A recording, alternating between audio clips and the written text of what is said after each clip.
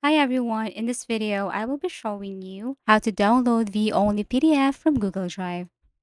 So for example, you have received a file and it is restricted.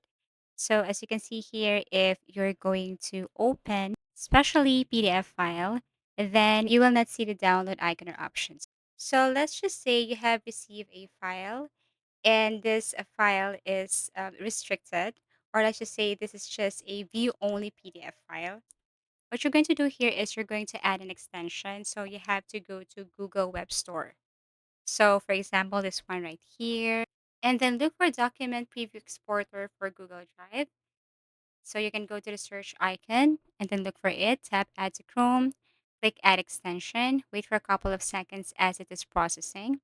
So you have to pin this one. You can click this extension icon and pin this. So, for example, let's just say you have received a file that is a view only PDF to be exact.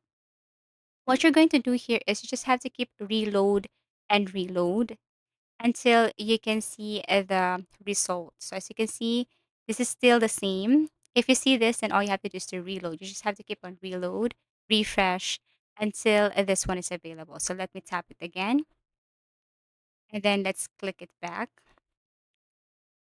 Okay.